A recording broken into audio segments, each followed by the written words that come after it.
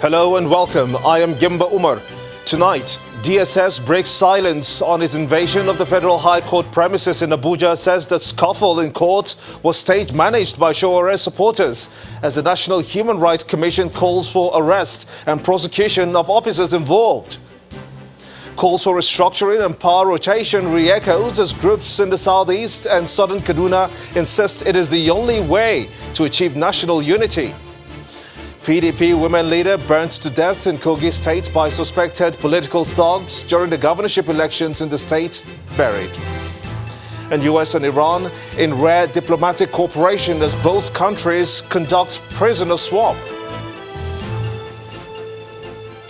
On Business News tonight, finance ministers and central bank governors from the ECOWAS region commit to meet criteria to fast-track the realization of a single currency. On Sports News tonight, the Red Devils Manchester United triumph in the 179th Manchester Derby at the Etihad Stadium in the EPL.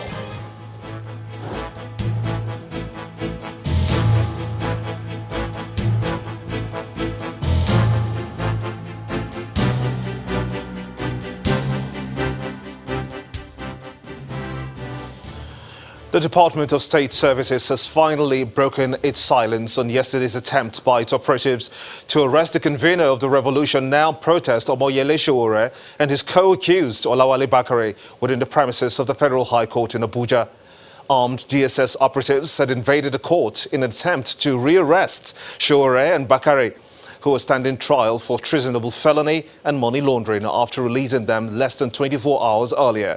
But in a statement today, the DSS explains that its officers were not involved in the scuffle in the court, which, according to it, was stage managed by supporters of Mr. Sowore as a propaganda tool to cast the agency in bad light. It explains that on citing operatives of the service within the premises, Mr. Sowore ran back into the courtroom, and in a bid to shield him from what it describes as an imaginary arrest, his supporters mobbed him, thereby creating the pandemonium that ensued. It adds, quote, that the DSS, as a professional, responsible and law-abiding organization, could not have invaded a courtroom, including the one presided over by a respected judge, who is not only handling its case, but whose order was unconditionally obeyed within 24 hours ultimatum. The service holds that the judiciary is utmost respect and will continue to work with it for national peace and public safety in Nigeria. It adds that Sowore was arrested because shortly after being released from custody, he resorted to acts inimical to security, and that his co-accused Bakare was not rearrested. Meanwhile, the National Human Rights Commission has called for the arrests and prosecution of all the security operatives involved in the operation of the Federal High Court in Abuja. In a statement, the Executive Secretary of the Commission, Tony Ojukwu, warned that law enforcement officials are not above the law, insisting that officials paid with taxpayers' money cannot indulge in impunity. In his words, our democracy is founded on the principles of separation of powers, and all citizens involved, including law enforcement agents and officials, must understand the implication of that and are enjoined to respect the law and the Constitution in the enforcement of the law. The NHRC boss notes that impunity uproots the very foundation of the nation's Constitution and our democracy. Well, it is well over 3 years to the 2023 presidential elections in Nigeria, and that seems a long time for politicians to plan, but for some persons, there's really no time to waste to begin lobbying for some positions.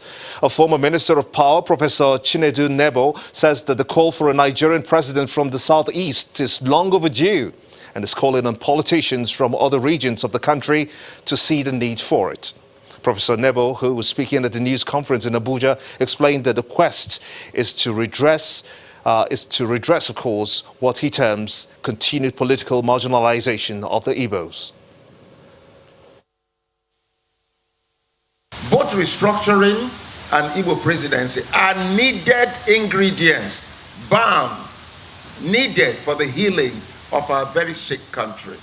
Nigeria is sick politically, economically, You see Machiavellian principles being executed right, left, and center without any conscience. So the cry is for justice, social justice. It is for equity. It is for fair play. We appeal to the rest of the country, every Nigerian, to hear and listen to our cries. It is important that the world hears our cries. We appeal to the conscience of all Nigerians who really want the unity of this country, Nigeria, to identify with the desires of Ndibo to produce a president of Igbo extraction for Nigeria. A similar call is also coming from the Southern Kaduna People's Union, which maintains that in order to effectively tackle the rising insecurity and other socio-economic challenges confronting the nation, restructuring of the country is necessary.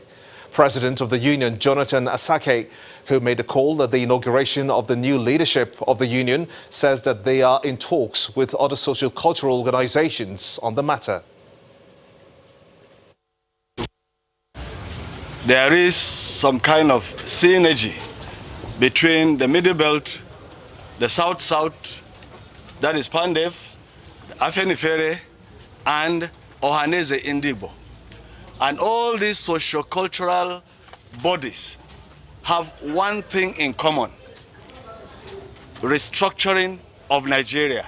But it is generally agreed that the evolution of power to have the units control their resources, control their power, and we have a weak center. It is because power is so concentrated in the center today, so much power, enormous power, that we are almost having a dictatorship. And some institutions, national institutions, critical national institutions, have been so weakened because of that.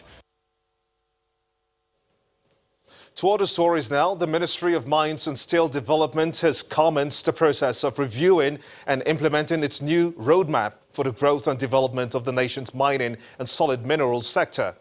The Minister of Mines and Steel Development, Olamilekan Adegbite, disclosed this during a 4-day ministerial retreat of the ministry in Kaduna State. He explains that the new roadmap, launched in 2016, is expected to improve the contributions of mining to the nation's gross domestic product. In 2016, the Ministry of Mines and Steel Development launched a roadmap for the growth and development of the Nigerian mining industry.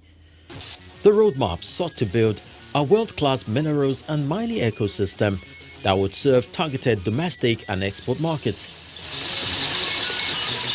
However, not much of the recommendations and blueprints in the document has been implemented, and the desire to chase this brought together top officials of the Ministry of Mines and Steel and the heads of supporting agencies for a retreat in Kaduna State to review the strategies in the 2016 Ministry Roadmap. If we had had consistent meetings in which we had implemented this matrix, this responsibility matrix, this monitoring and evaluation, some of these gaps and some of the suggestions and strategies that were developed, we will have known who and who were responsible. The Minister of Mines and Steel Development stresses the importance of a strong partnership between the federal and state government and the new roadmap. I want to step in there to especially attack that column. A lot of things, especially using the minerals in the industry. We've not achieved any of that, you know. And like I said, on Birite, I just got a consultant, somebody who works for Aliboston and all that. I need all the support in terms of funding. This is something we can achieve within a year. And on the sidelines of the retreat, the project coordinator, Mineral Sector Support for Economic Diversification, spoke on the need to improve the mining cadastral and collection of geodata for investors, among other activities. We have already appointed the British Geological Survey to collate information not only from the two institutions that we have responsible for geology, to even collate the information that was generated in the colonial period. We are bringing all that information back to Nigeria. We are archiving it and making it accessible to investors, because the bottom line is how do investors get the necessary geological information to come and invest in the country. The essence of the retreat, according to participants, is to ensure that the mining roadmap is fully developed such that the sector will contribute to the nation's economic growth. More stories now. The People's Democratic Party PDP women leader burnt to death in her home in Kogi State has been buried. Salome Abu, who hailed from the East Senatorial District of the state, was burnt alive during the last governorship elections in Kogi State by suspected political thugs. Her remains were laid to rest in her home village in Ajiobala in Ofu local government area amidst tears from her loved ones, friends and political associates. The candidate of the PDP in the election, Musa Wada, and his running mate, Samuel Aro, and other leaders of the party in the state attended the event. In the meantime, 3 persons have died and 81 others injured following a road accident that occurred in Kogi town of Lavon local government area of Niger State in the early hours of today. The accident involving a van loaded with passengers occurred after the driver lost control and the vehicle somersaulted 3 times. The passengers were said to be on their way from Eden village to attend a program in Kogi. The State Commissioner for Local Government and Chieftaincy Affairs, Abdul Malik Serkindaji, who led officials from the state government to the area, said that findings from the Federal Road Safety Corps revealed that the accident occurred due to overloading and overspeeding. The medical director at the Kogi General Hospital in Lavon local government area, Dr. Oyewo Abdul Razak, said that the 3 persons were confirmed dead on arrival at the hospital. Nobel laureate Professor Wole Soyinka has criticized the government for not doing enough to protect the rights of the child. The Nobel laureate made this assessment at an event put together by the United Nations Children's Fund, UNICEF, and British Deputy High Commissioner to celebrate the 30th anniversary of the Convention of the Rights of the Child in Lagos. Our correspondent Daridu reports. In 1989, governments in different parts of the world adopted the UN Convention on the Rights of the Child, signifying a promise to all children to have same rights. 30 years after, in commemoration of the historic event, UNICEF and its partners are providing the platform for these young Nigerians to speak up and also express the need to have their rights protected using their creative work. Nobel laureate Professor Wole Soyinka reads his poem, The Child Before a Mirror of Strangers, a work dedicated to children. As if you ever peddle differences among your kind at the first guileless sight, till knowing winks and whispers, otherness words, pauper, pagan, dirty, lowborn, band, partners in prank of yesterday. And afterwards, different interpretations of that work were also recited. Day by day, you say that a person is being killed, found dead, abducted, butchered, or something just goes wrong somewhere. And everyone has the version of their own story to tell. But what changes does that the deed has been done for crying out loud? My honor I deserve. In me lies the voice for year after, the hope for years to come, indispensable to deliver the future craved for. Listen to me even if I need to be enlightened. Shun me and I might never speak up. UNICEF's country representative in Nigeria says there must be more determination to improve the rights of children. We are here this evening to not only celebrate children's rights, but to discuss how all of us, in our different roles as private sector leaders and entertainment figures, can contribute to the realization of children's rights and the sustainable development goals that will take us forward to 2030. We have a long way to go to achieve the SDGs by 2030. Let's be clear about that. And that's not just in Nigeria, that's across the world. They're global goals and the world has a lot left to do. The children, I think, will hold us accountable. And we saw that in the UN in September. We are the grown-ups, we are the people who have the power right now, but it's the children who will inherit this world from us. And I don't think they'll forgive us if we don't push really hard, harder than we have done to date, to be honest, to achieve those goals. Professor Wole Soyinka believes Nigeria is scoring low on the convention's set minimum standard for protecting the rights of children. You're talking about a country where underage marriage is still not only practiced in vast areas, but you actually have those who are guilty of what I call pedophilia, which is population with underage children. They're not biologically ready for this kind of experience, this kind of intimate, invasive experience. And yet they try to justify it one way or the other. They say it's our culture. They say it's our religion. You don't have a right to talk about it.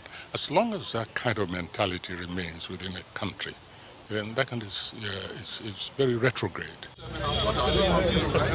It's been an engaging evening and conversations about how the creative youth community can be part of the solutions to the pressing problems facing children and how Nigeria can achieve the Sustainable Development Goal in the coming years. Daredu, Channels Television News. In part two, after the break, we revisit the land border closure and its impact on the poultry business in Nigeria, especially as the festive season draws closer. Stay with us.